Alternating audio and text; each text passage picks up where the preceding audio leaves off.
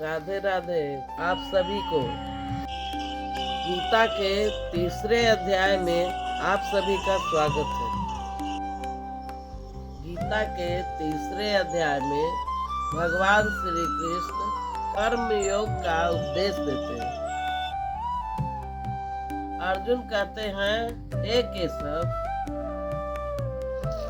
यदि आप मानते हैं कि ज्ञान सर्वश्रेष्ठ है, तो फिर मुझे भयानक युद्ध में क्यों झुकते हैं? क्या कर्म से भाग जाना बेहतर नहीं होगा? श्री कृष्ण कहते हैं, हे अर्जुन, इस संसार में कोई भी व्यक्ति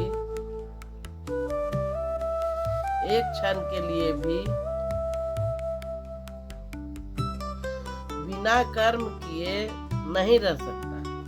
अर्जुन कहते हैं, किंतु हे माधव, यदि ज्ञान मोक्ष का मार्ग है तो क्या मैं कर्म ना करूं?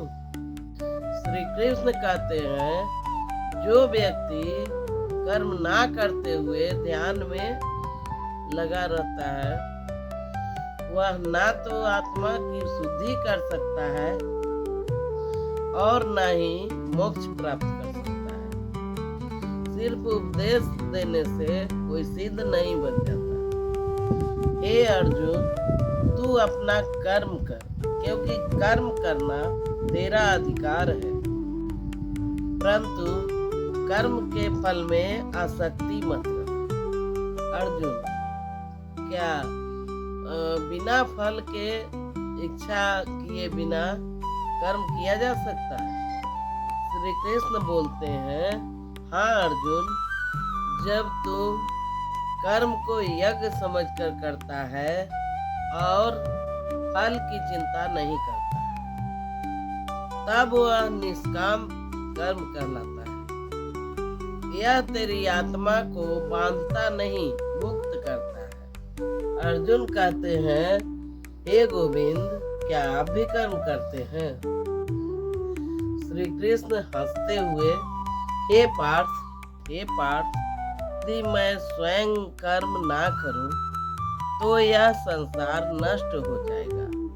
लोग मेरा अनुसरण करते हैं, इसलिए मैं भी निरंतर कर्म करता हूँ, परंतु मुझ में कोई आसक्ति नहीं होती। श्री कृष्ण बोलते हैं, जैसे राजा अपने प्रजा का कल्याण करते हैं, वैसे ही तू भी अपना धर्म का पालन कर। अपने कर्तव्य से भागना अधर्म है। अर्जुन कहते हैं, हे कृष्ण, अब मैं समझ रहा हूँ, कर्म ही धर्म है। सही कहा अर्जुन, जो व्यक्ति केवल अपने लिए कर्म करता है वह पाप का भागी बनता है, पर जो लोक हित के लिए कार्य करता है वह आत्मा को पवित्र करता है। अर्जुन कहते हैं, हे जनार्दन, आपने मेरे भ्रम को दूर किया। अब मैं धर्म और कर्म का भेद समझ गया। कर्म करते जाओ और फल का चिंता मत करो। ज्ञान योग का रहस्य जानेंगे अगले वीडियो में। राधे राधे।